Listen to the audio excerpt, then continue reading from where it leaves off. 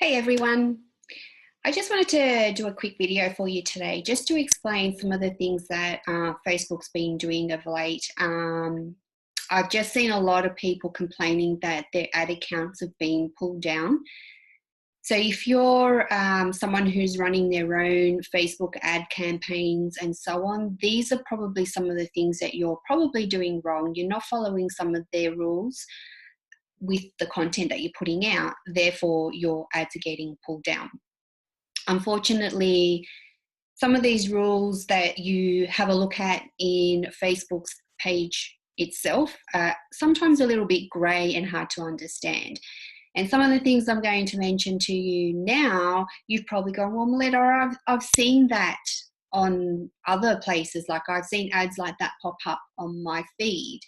And yes, you probably have, and I've seen it all the time. And sometimes I see them and think, why on earth is that there?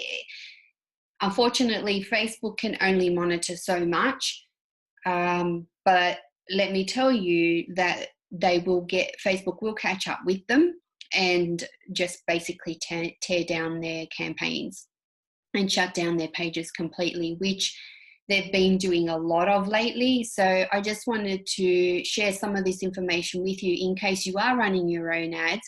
You want to make sure that you're abiding by some of these rules.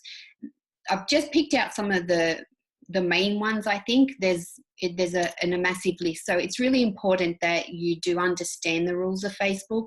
And I know some of you may be running them on your own, but just be clear on what you're doing here. So the first one is unsupported claims. Facebook really want to protect their users, and they don't like it when you make some kind of a claim that may or may not be true.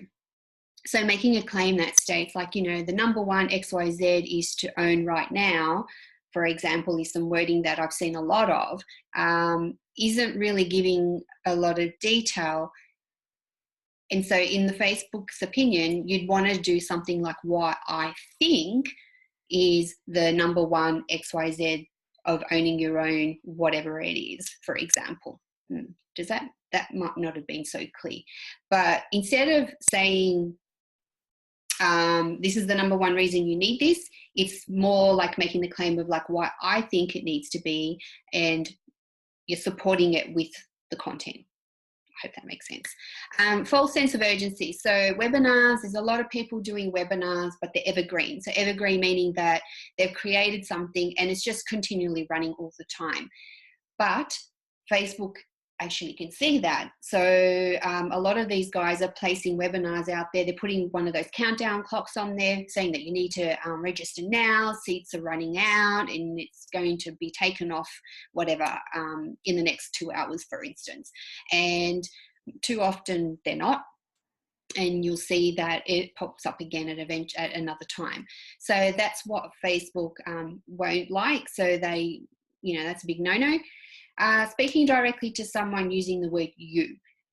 This is something that's actually quite annoying to me because I use that sort of way to connect with my audience. So using you actually can work, but unfortunately Facebook doesn't like that in their advertising.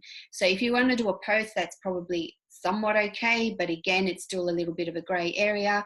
So you don't want to be using you. So things like you already know that the Royal Commission is doing XYZ, for instance, would be a no-no.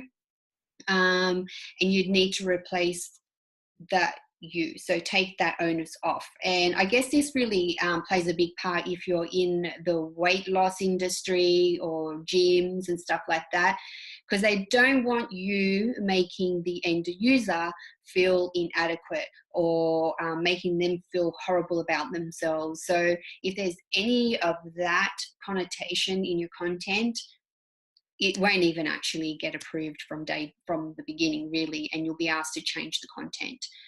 Disclaimers and terms are required on your page somewhere. So if you're asking for people to opt into something or whatever the case may be, people need to understand what they're opting into.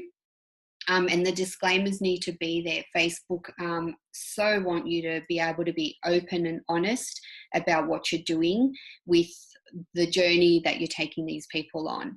And so if someone's, for instance, if you're asking someone to jump into a subscription, you need to let them know if you're going to renew them automatically, they need to be aware of that. If you're holding a webinar and you want to sell something, then you need to actually say that up front. People need to know that when they go onto something and sign into something and you're saying it's a free, whatever the case may be, yes, it may be free, but too often people then use that as an opportunity to get you in the door and then be able to sell you something at the end, which is absolutely fine if you're open and honest about it. If you're not, Facebook will again tear it down for you. So I hope some of that was helpful. There is a whole bunch of other stuff out there that's very grey and Facebook doesn't like. At the end of the day, all I can say is you really need to nut it out. Testing it is one thing, but then running it and hoping that you won't get caught is probably not the best thing. I guess it's a little bit like speeding when you're driving. Yes, you can get away with it for a certain time, but eventually you'll get caught somewhere along the way. So it's kind of the same deal with your Facebook ads that you're running at the time. So Facebook has really done a massive crackdown of late, and I've been hearing a lot of people say that they're not only the ads are pulled down, but the actually accounts have been closed. So if you don't want that to happen, please be aware of all these rules and regulations that Facebook have got running around their Facebook ads. If you've got any questions or you want to reach out for some clarification on that, please do. You know where to reach me. Thanks.